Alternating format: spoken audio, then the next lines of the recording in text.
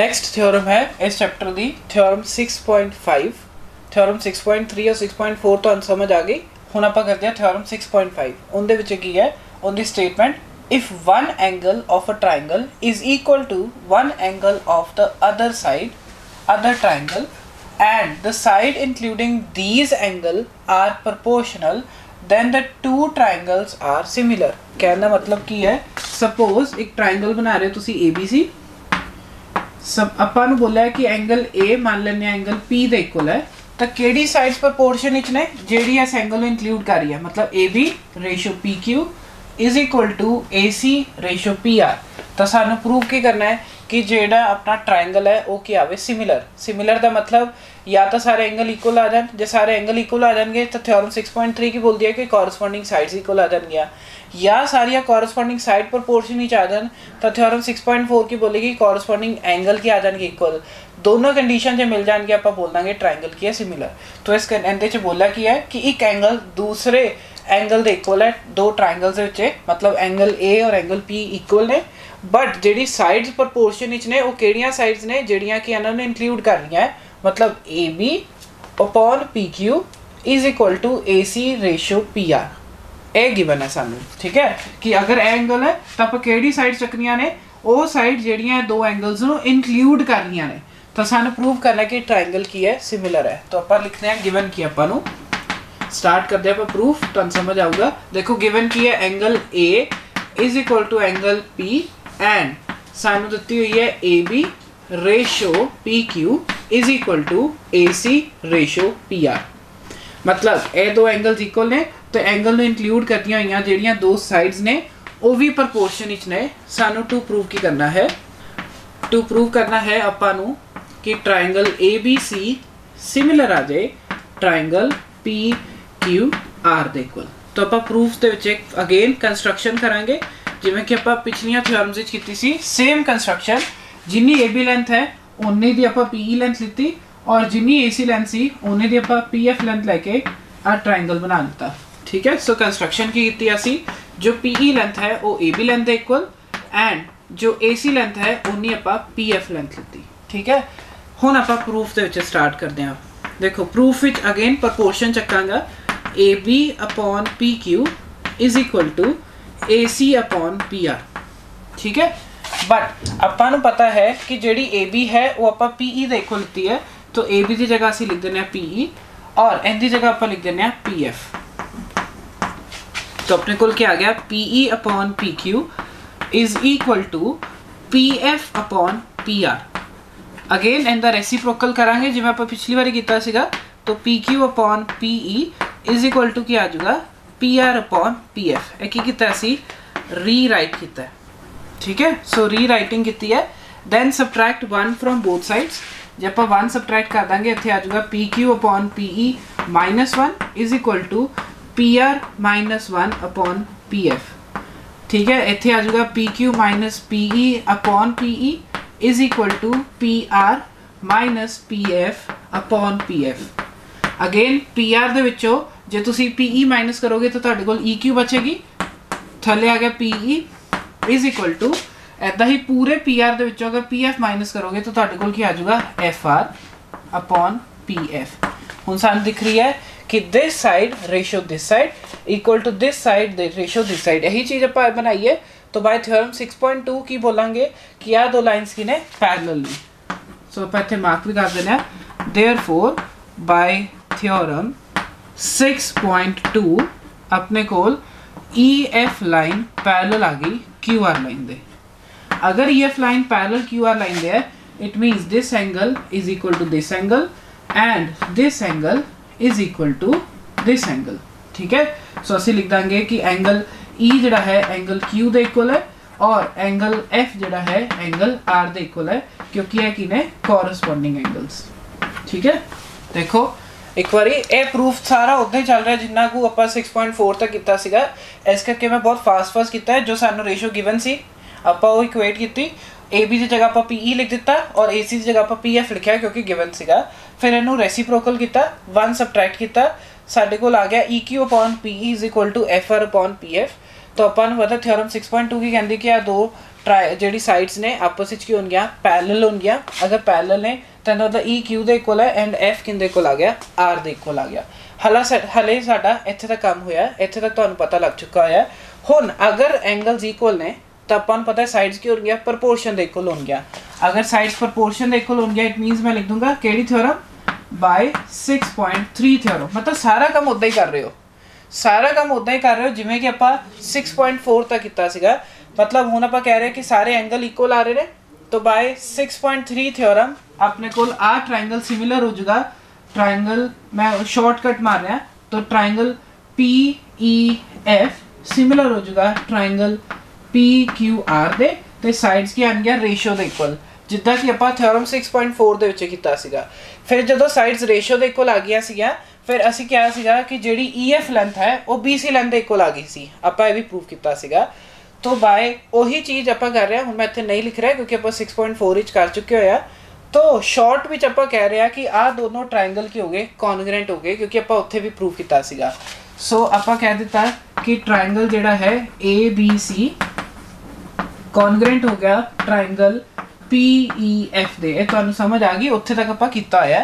सो bye CPCT आप लिख देंगे एंगल A किंदे कोल एंगल P दे, एंगल B किंदे कोल एंगल C दे और एंगल एंगल B जिहड़ा है वो एंगल E दे और जिहड़ा एंगल C है वो एंगल F दे। अगर सारे एंगल इक्वल आ जाए दैन आपां नूं पता है कि साइड्स भी की आ जाएंगे रेशियो विच। तो AB upon PE is equal to BC upon EF is equal to AC upon PF। तो इन्हां दोनों नूं इकट्ठियां करके असीं बोल दिता कि triangle ABC is similar to triangle PEF। समझो हुण दोबारा तो आपां नूं देखो की आया सीगा।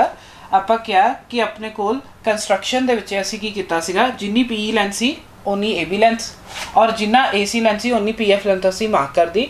गिवन जो सीगा उहदे विच आपां यूज़ कीता। ये पूरे दे पूरा प्रूफ उदा ही चल रहा जिद्दां थ्योरम 6.4 दे विच कीता सीगा।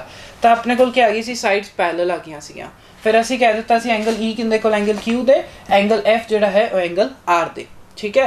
फिर असी क्या सीगा कि जिहड़ा आ वाला ट्राइंगल है और आ वाला ट्राइंगल है वो की आ गए सी सिमिलर आ गए सीगे क्योंकि आपां नूं पता है कि थ्योरम 6.3 लगेगी कि अगर कॉरस्पॉन्डिंग एंगल इक्वल आ रहे ने तो साइड्स की होणगियां प्रपोर्शन विच और नाल ही ट्राइंगल की हो जाएगा सिमिलर। फिर आपां जिद्दां कि थ्योरम 6.4 प्रूव करन वेले कीता सी आ ट्राइंगल नूं कॉन्ग्रेंट कर दित्ता सी इस ट्राइंगल दे क्योंकि आपां दिख रहा एंगल AP दे इक्वल है तो आपां कोल कि आ जाएंगे दो साइड्स इक्वल हैगियां ही ने कि जिन्नी PE साइड है उन्नी ही अपने कोल AB साइड है और जिन्नी PS साइड है उन्नी दी AC साइड है और आ ट्राइंगल वड्डे ट्राइंगल दे सिमिलर है। तो इन्ना मतलब आ दो ट्राइंगल भी की हो गए सिमिलर हो गए। तो इस तरीके नाल आपां थ्योरम 6.5 कीती है और इस नूं बोलदे हां असीं SAS रूल। ठीक है। तो आपां जिहड़ी थ्योरम 6.3 कीती सी उहनूं बोलदे हां AAA रूल। फिर आपां कीती थ्योरम 6.4 जिन्हों SSS रूल। यह कीती आपां थ्योरम 6.5 जिन्हों बोलते हैं SAS रूल। सो स्टूडेंट्स अज दे लैक्चर विच आपां 3 थ्योरम कीतियां ने। एक कीती है थ्योरम 6.1 6.3 एक कीती है 6.4 ते एक कीती है 6.5। एक बार आपां उहनूं रिवाइज कर लैंदे आ। कल आपां इहदे बेसिस ते कुछ क्वेश्चन ट्राई करांगे। तो पहला तुहानूं थ्योरम दा मतलब समझ आना चाहिए तां ही आपां क्वेश्चन वल जावांगे। तो थ्योरम 6.3 जिहड़ी है उहनूं असीं AAA रूल बोलदे आ। उहदे विच की बोलिया जांदा है if two triangle their corresponding angle are equal then the corresponding sides are in same ratio। मतलब अगर दो ट्राइंगल दे विच corresponding angle equal हैगे ने तां corresponding sides ਦੀ रेशियो भी की होएगी equal होएगी। अगर ये दो चीज़ां सानूं पता लग गया तो असीं कह देंगे ट्राइंगल की है सिमिलर। तो इन्हूं बोलते हैं AAA रूल। क्यों बोलते हैं AAA रूल क्योंकि सानूं इत्थे एंगल्स इक्वल दिते होए सीगे। तो आपां की प्रूव किया साइड्स रेशियो दे इक्वल तो आपां कहते हैं ट्राइंगल की है सिमिलर। नैक्सट थ्योरम सी थ्योरम 6.4 जिन्हों असीं SSS रूल बोलते हैं। इहदे विच की है if in two triangle the corresponding sides are in proportion then the corresponding angle are equal. मतलब अगर तुहानूं दो ट्राइंगल दिते हुए ने उन्हां दी कॉरस्पॉन्डिंग साइड्स की रेशियो इक्वल भी दिती हुई है तो असीं कह देंगे कि उन्हां दे कॉरस्पॉन्डिंग एंगल की ने इक्वल ने और एरा दोनों कंडीशन करके ट्राइंगल की हो गया सिमिलर। तो इनू SSS रूल क्यों बोलते हैं क्योंकि इत्थे कोरसपोंडिंग साइड्स की रेशियो इक्वल दिती हुई सी और आपां की प्रूव किया है कि कोरसपोंडिंग एंगल इक्वल आए ने दोनों कंडीशन के नाल असीं बोलांगे कि ट्रायंगल की है सिमिलर। तुसीं इन्हां वास्ते एक्टिविटी कर सकते हो। थ्योरम 6.3 वास्ते की एक्टिविटी करना, दो ट्रायंगल बना लेना बट ध्यान नाल बनाना कि इन्हां दे एंगल्स इक्वल आन। मतलब तुसीं कोई भी दो ट्रायंगल बना लो, सपोज एक ट्रायंगल आ बनाया और एक ट्रायंगल तुसीं यह बनाया, बट किस तरीके ने बनाना, अगर यह 30 डिग्री है तो इनू भी 30 डिग्री रखना, ठीक है। अगर तुहाडा अपना 60 डिग्री है तो इनू भी 60 डिग्री रखना। ये मेरे ख्याल नाल तुहाडा बन जूगा एक राइट एंगल ट्रायंगल ही बनूगा। तो यह 90 होएगा पक्की गल, क्योंकि सानू पता एंगल सम प्रॉपर्टी लगेगी। सो इदा का कोई ट्रायंगल बना के देख लेना तुसीं किदा दा ट्रायंगल हो गए, एक 30 डिग्री दूसरा भी 30 डिग्री, एक 60 डिग्री दूसरा भी 60 तो एक 90 तो दूसरा भी 90। जे एंगल इक्वल है ना, तुसीं इन्हां दी लेंथ नाप के देखना वो प्रपोर्शन विच ही आउणगियां, तो तुहाडी थ्योरम 6.3 प्रूव हो जाएगी। अगर तुसीं लिखना चाहते हो थ्योरम 6.4 तो तुसीं करना ट्रायंगल्स बनाना किदा दे, सपोज ए अगर 2 मीटर 2 दी है, ए 3 दी है, 5 दी, तो जिहड़ा दूसरा ट्रायंगल बनाओगे इहदा कुछ मल्टीपल बना लेना। मतलब इनू 4 लेंथ दा बना लेना, इनू 10 लेंथ दा बना देना और इनू 6 लेंथ दा, तो तुहानू दिख रही होगी साइड्स रेशियो विच ने। फिर जो तुसीं इन्हां दे एंगल नापोगे ना वो इक्वल आ जाएंगे। सो ये एक्टिविटी जिहड़ी कीती आपां थ्योरम 6.3 वास्ते असीं एंगल इक्वल लिते सीगे, ट्रायंगल थोड़े वड्डे छोटे बनाए ने। फिर जो तुसीं साइड्स दी रेशियो, मतलब तुसीं ये साइड दी रेशियो इहदे नाल देखोगे, आ साइड दी रेशियो इहदे नाल देखोगे तो यह साइड दी रेशियो इहदे नाल देखोगे। किद्दां देखोगे, क्योंकि तुहाडे कोल मीटर स्केल हैगा, तुसीं लेंथ नाप सकते हो। तुसीं जदों लेंथ नापोगे तुहानू दिखणगियां सारी साइड्स रेशियो विच। दूसरी जिहड़ी आपां 6.4 है उहदे लई एक्टिविटी तुसीं करके देखना, एक ट्रायंगल बनाना 2 3 5 दा, मतलब एक लेंथ 2 दी, दूसरी लेंथ 3 दी तो चौथी लेंथ 5 दी। एक होर ट्रायंगल बनाना जो कि होएगा 2 दा मल्टीपल मतलब 4, 5 दा मल्टीपल 10 एंड 3 दा मल्टीपल 6। तो इत्थे की है साइड्स रेशियो विच देखो 6:3 भी 2 आएगी, 10:5 भी 2 ही आएगी, तो 4:2 भी की आएगी 2 ही आएगी। तो साइड्स की रेशियो च लितियां ने असी। फिर जो तुसी एंगल नापोगे, मतलब तुसी ये एंगल नापना डी दे नाल और ए एंगल नापना, देखना सेम ही आऊगा। फिर ए एंगल नापना और ए एंगल नापना, देखना वो भी सेम आएंगे। फिर ए एंगल और ए एंगल नापना वो भी सेम आएंगे। सो ये दो एक्टिविटीज़ नाल तुहाडी थ्योरम 6.3 ते 6.4 एक बार तुहानू क्लीयर हो जाएगी। इस तो इलावा असी पढ़ी सी जिहड़ी अज दे टॉपिक विच वो पढ़ी है थ्योरम 6.5, ਉਹਨੂੰ ਅਸੀਂ ਬੋਲਦੇ ਆ SAS ਰੂਲ। ਇਹਦੇ ਵਿੱਚ ਕੀ ਹੈਗਾ ਆਪਣੇ ਕੋਲ, if one angle of a triangle is equal to the one angle of the other triangle and the corresponding side ਕਿਹੜੀ ਵਾਲੀ ਲੈਣੀਆਂ ਨੇ, ਉਹ ਸਾਈਡ ਜਿਹੜੀਆਂ ਇਸ ਐਂਗਲ ਨੂੰ ਇਨਕਲੂਡ ਕਰ ਰਹੀਆਂ ਨੇ, ਤਾਂ ਅਸੀਂ ਕਹਿ ਦਾਂਗੇ ਦੋ ਟ੍ਰਾਇੰਗਲ ਸਿਮਿਲਰ ਨੇ। ਇਹਦੇ ਲਈ ਤੁਸੀਂ ਐਕਟੀਵਿਟੀ ਕੀ ਕਰਨਾ, एक ट्रायंगल बनाना और दूसरा ट्रायंगल भी बनाना, ठीक है। बट ट्रायंगल किस तरीके से बनाना, मान लो कि अगर 60 डिग्री है तो आ भी 60 डिग्री ही होवे, तो इन्हां दोनों साइड्स नूं इनकलूड करती हुई जिहड़ी साइड्स ने वो एक दूजे दे मल्टीपल होण। मान लो कि ये 6 लै रहे हो तो इनू लै लेना 12, अगर ये तुसीं 3 लै रहे हो तो इनू लै लेना 6। फिर एक ट्रायंगल कंस्ट्रक्ट कर लेना, ठीक है।